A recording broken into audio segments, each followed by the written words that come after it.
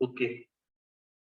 तर last session मध्ये आपण पाहिलं युजर डिफाईन फंक्शन्स. म्हणजे युजर डिफाईन फंक्शन, जे युजर डिफाईन फंक्शन आपण ओव्हरलोड करतो किंवा ओव्हरलोड करतो ते फंक्शन्स पाहिले आपण.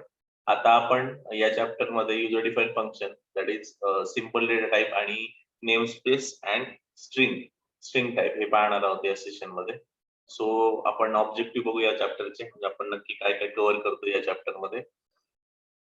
या चॅप्टर मध्ये आपण learn how to create a manipulate your own sample data type called as enumeration. म्हणजे नॉर्मली इनम हा डेटा टाईप आपण कसा युज करू शकतो ते आपण यामध्ये पाहणार आहोत. बिकम फॅमिलियर विथ टाईप डेफ स्टेटमेंट. टाईप डेफ स्टेटमेंट कशी युज होते आणि त्याचं काय युज आहे ते पण समजून घेणार आहे आपण इथे.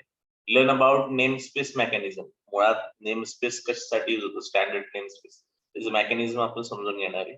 Explore the string data type. आता string collection of characters, that is string. स्ट्रिंगचा डेटा टाईप कसा आहे आणि तो मॅनिप्युलेट कसा केला जातो, म्हणजे त्याच्यावर कशा ऑपरेशन्स किंवा ते अपेंड करणं किंवा त्यांना अल्फाबेट्स डिलीट करणं हे कसं केलं जातं ते आपण त्यामध्ये पाहणार आहोत. आता इन्युमरेशन फर्स्ट टॉपिककडे आपला वळतोय आपण. Enumeration type.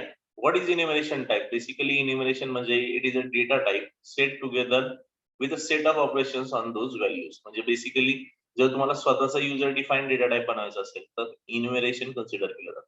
To define new simple data type called as enumeration type we need 3 things. म्हणजे काय की बाबा first of all name of the data type, त्याचं नाव पाहिजे, त्यानंतर set of values of data type and set of operations on the value. आता basically एक एक्झाम्पल आहेच पुढे इथे बघा. Enumeration type, a new simple data type can be defined by a specified its name and value but not operations. Specific त्याचा फक्त values असतात. तुम्ही सिंटॅक्स पाहू शकता.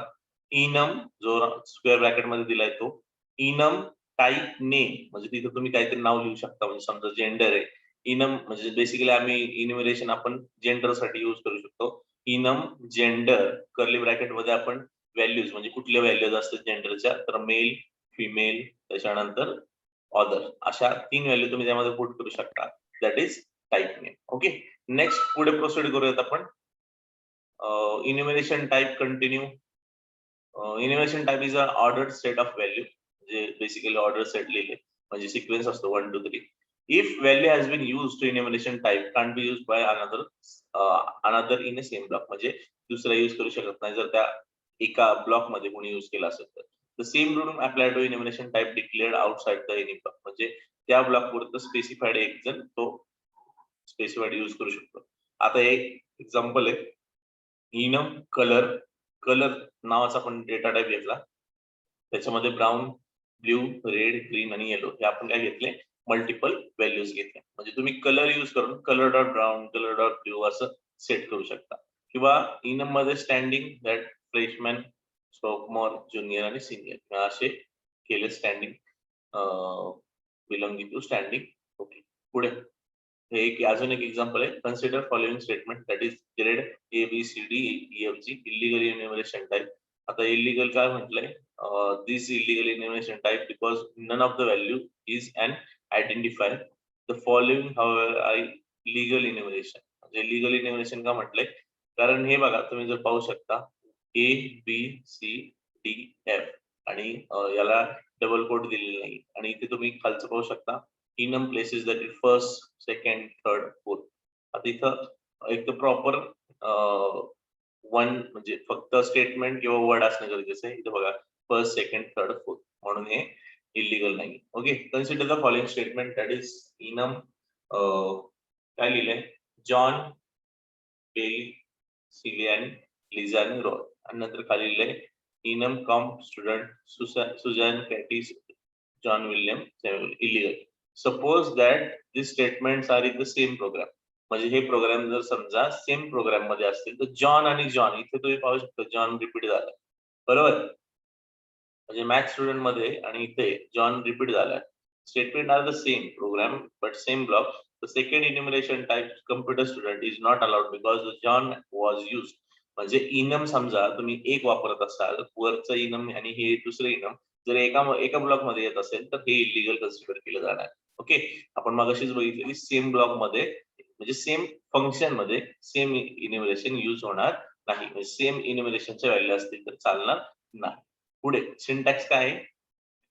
Data type, identifier that is data type, त्यानंतर नाव आणि त्याच्या व्हॅल्यूज. आत व्हॅल्यूज असेल की sports, basketball, football, hockey, baseball, soccer आणि व्हॉलीबॉल. ओके. Next assign. आता असाइन कसं केलं जातं? बेसिकली असाइन कसं केलं जातं पाहिजे. तर असाइन करताना काय करायचंय? Assign the statement popular sports equals to football. Store football into popular sports. म्हणजे बेसिकली यामध्ये स्टोर होणार आहे.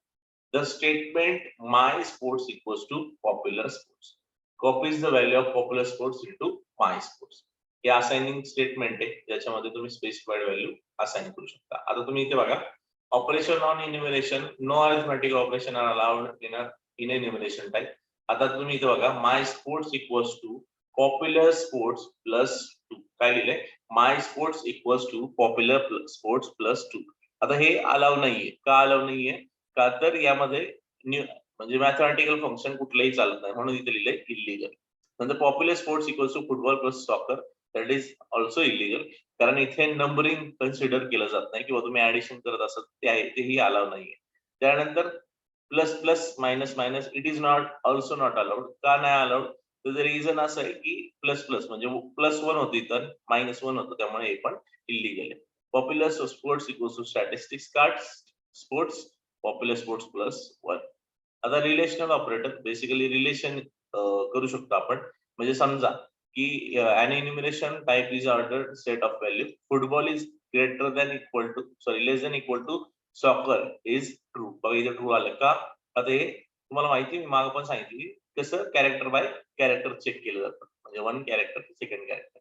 Hockey is greater than basketball, it is true. त्यानंतर baseball is greater than football, baseball is less than football is false. म्हणजे F आणि the B आहे तो लेस आणि यूज टू आपण ब्रॅकेट मध्ये कसं टाकलं त्यानुसार सिक्वेन्स कन्सिडर करायचा. पुढे input output of enumeration. Basically input output कसे दिले जातात म्हणजे त्याच्यात जर तुम्ही एखादं रजिस्टर्ड म्हटलं असेल तर बघा इथं input are identify only built in data types. Enumeration type can not be input output directly, म्हणजे डायरेक्ट मी इनपुट देऊ शकत नाही त्याचा. Switch CH1 case A CH equals to L algebra registered analysis registered algebra. इथं तुम्ही म्हणजे जिथं केस वापरताय पण केस मध्ये डायरेक्टली येऊ शकत नाही, तुम्हाला तिथं स्पेसिफाईड फंक्शन वेगळा यूज करावा लागतो. Function and enumeration type. Enumeration type can be passed as a parameter to the function either by value or by reference. म्हणजे आपण तुम्ही enumeration पण पास करू शकता. Function can be written value enumeration type. म्हणजे आपण जसं फंक्शनला व्हॅल्यू पास करतो किंवा रिटर्न घेतो ते पण तुम्ही enumeration टाइपने करू शकता. जसं आपण इंट डिक्लेअर करतो तिथं इनम पण चालू शकतं. बेसिकली हे रूल्स आहेत, तुम्हाला माहिती असणं गरजेचं आहे. Declaring variables when defining enumeration type. Declaring variables and enumeration type when you define a enumeration type. आता हे कसं करतात? Enum grade ABCD course grade. आता हा व्हेरिएबल आहे, हा व्हेरिएबल आहे म्हणजे हा पण तुम्ही ऍज अ नेम यूज करू शकता. म्हणजे बाहेर कुठं तुम्हाला वापरायचं असेल तर तो आपण त्याच्या जागी हा एक माय स्पोर्ट्स, जसं इथे इनम माय स्पोर्ट्स म्हणजे पुढे लिहिलंय तसं तुम्ही ते पण वापरू शकता. आता anonymous type, the value are directly specified to declaration with the no name. Cannot pass a written anonymous type to the function. Value used in one type can be used on another but treated as a different. आता इथे तुम्ही बघू शकता enum English French Spanish German Russian language. Okay. त्यानंतर enum English French Spanish German Russian foreign language. आता तुम्ही इथं बघू शकता language equals to foreign language हे इलिगल केले. हे दोन्ही इक्वल नाही, जरी दिसायला इक्वल असले पण इक्वल नाही. का? तर ते डिक्लेअर करताना व्हेरिएबल पुढे डिक्लेअर. पुढे टाइप डेफ. आता आपण इनम पाहिलं, व्हॉट इज टाइप डेफ ते पाहूयात आपण. You can create synonymous of a aliases of data type using type def statement. आता टाइप डेफ कसं डिक्लेअर केलं जातं? तर टाइप डेफ एक्झिस्टिंग नेम आणि टाइप न्यू टाइप नेम, म्हणजे त्याला आपण नाव देतो इनडायरेक्टली. आता नेम स्पेस पुढे येऊया. ASCII value standard C++ was officially approved in July 1998. Most of the recent compilers are also compatible with ASCII ISO standard CPP. For most of the part, standard C++ ANSI ISO stands C++ are same. However, ASCII and ISO standard C++ has same features not available in standard C++. Okay, त्यामुळे हा namespace आपण function use करतो. A global identifier in header files using program becomes global. The program syntax error occur in identifier in program has same name as global identifier in header file. Same problem can occur with third-party libraries. Common solution of third vendors belonging to global identifier with the underscore. Do not begin identifier in user program with. त्यानंतर म्हणजे basically आपण name space काय use करतो त्याचं reason त्यांनी दिलेलं आहे. काही स्टँडर्ड व्हॅल्यूज या हेडर फाईल मध्ये असतात त्यांना नाही येत. तर तुम्ही म्हणता की stand CPP attempt to solve the problem with the name space mechanism.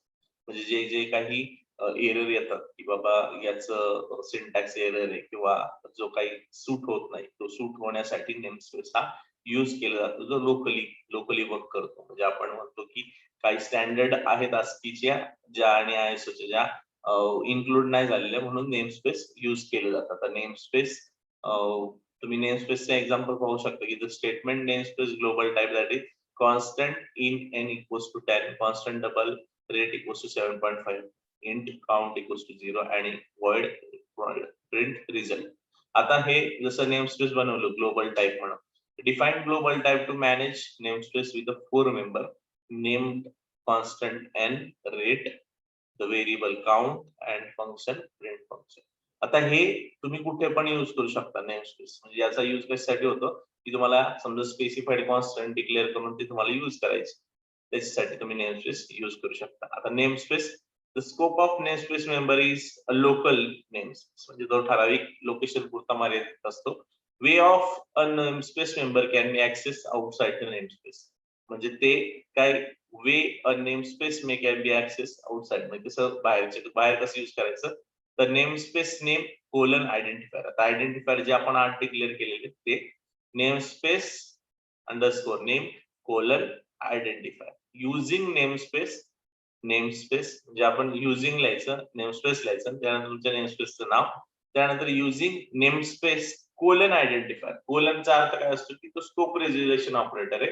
तुम्ही त्याचा स्कोप एक्सटेंड करू शकता म्हणजे बाहेर वापरू शकता outside the name space. ऍक्सेसिंग name space member कसा ऍक्सेस करायचा आहे जो काही तुम्ही नेम स्पेसचं नाव दिलंय त्याला कोलन देऊन किंवा त्याला म्हणायचं स्कोप रेझोल्युशन ऑपरेटर देऊन तो डेटा ऍक्सेस करू शकता. जसं आपण नॉर्मल प्रोग्राम मध्ये आपल्याला एखादा व्हेरिएबल ऍक्सेस करायचा असतो तेव्हा आपण काय करतो क्लासचं नाव टाकतो आणि काय वापरतो स्कोप रेझोल्युशन ऑपरेटर आणि त्याच्या पुढे त्याचा एखादा व्हेरिएबल पुढे स्ट्रिंग. आता आपलं स्ट्रिंगचं ऑलरेडी डिस्कशन झालं तरी आपण परत रिवाइज करतोय. To use the data type string a program must include header file that is file string. आता स्टेटमेंट स्ट्रिंग नेम. आता हा नेम हा एक काय व्हेरिएबल नेम आहे. स्ट्रिंग हा डेटा टाइप आहे equals to William Jacob. Declaration of name a string variable also initialize the name to the William Jacob. First character W is at position 0. म्हणजे जसं कलेक्शन ऑफ अल्फाबेट किंवा collection of number आपण करतो array मध्ये तसंच string मध्ये काय असतं स्ट्रिंग मध्ये आपण कलेक्शन ऑफ कॅरेक्टर करतो आणि कॅरेक्टर मध्ये जी फर्स्ट व्हॅल्यू असते त्याला लोकेशन काय दिली जाते 0 आणि सेकंड पोझिशनला दिली जाते 1, 2, 3 म्हणजे असंच पुढे जातं. A name is capable to storing any size of string. म्हणजे स्ट्रिंग मध्ये तुम्ही किती पण साईजचा डेटा स्टोअर करू शकता. पुढे binary operation plus and array subscript operation square have been declared as a data type string.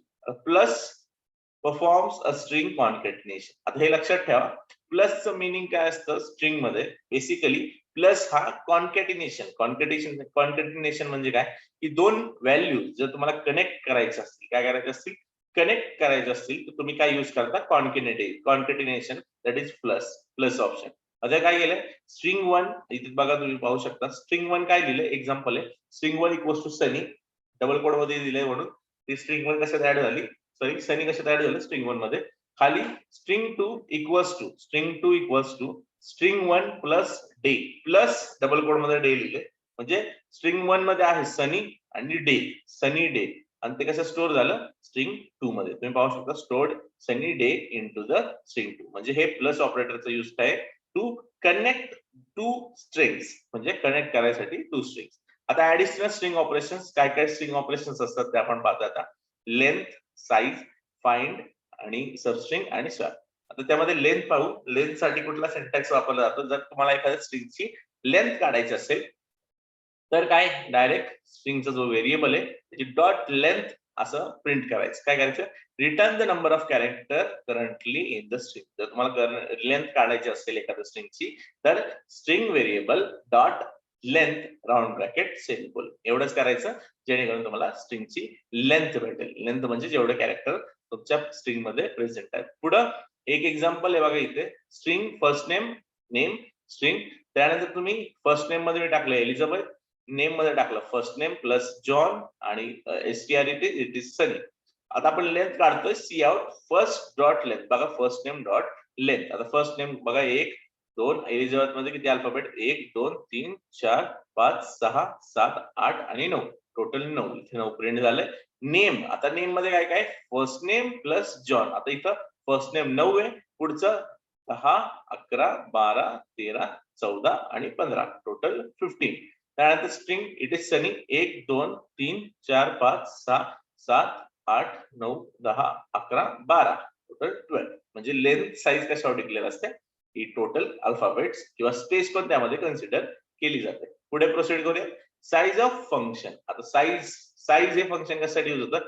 Size is a same function as a length. Both function can return same value. म्हणजे ज्याच्यामध्ये size आणि length हे दोन्ही same आहेत, त्याच्यामध्ये त्यांचं return करणं same असतं. As a case function length and function size has no argument. याच्यामध्ये आर्ग्युमेंट नसतात. पुढे प्रोसीड करूया. फाइंड. आता तुम्हाला फाइंड कशासाठी यूज होतं ते समजून घ्या. फाइंड म्हणजे आपण जसं वर्ड फाईल मध्ये एखादा एलिमेंट फाइंड आउट करण्यासाठी फाइंड फंक्शन यूज करतो, तसंच search and string first occurrence of the particular substring. म्हणजे तुम्हाला त्या स्ट्रिंग मध्ये तो जो काही तुम्ही अल्फाबेट शोधत असाल त्याची स्पेसिफाईड लोकेशन म्हणजे फर्स्ट ऑकरन्स तुम्हाला तिथे दिली जातात. एक एक्झाम्पल तुम्ही पाहू शकता. स्ट्रिंग म्हणजे समजा एखादं तुमचं स्ट्रिंग असेल, फाइंड आणि त्याच्यामध्ये काय तुम्हाला फाइंड आउट करायचंय ते राऊंड ब्रॅकेट मध्ये. अदर वर्ड मध्ये असं म्हणू शकता स्ट्रिंग फाइंड आणि त्याच्यानंतर पोझिशन दिलेली आहे, म्हणजे किती बाबा. पुढे प्रोसीड वगैरे हे एक्झाम्पल वगैरे तिथं.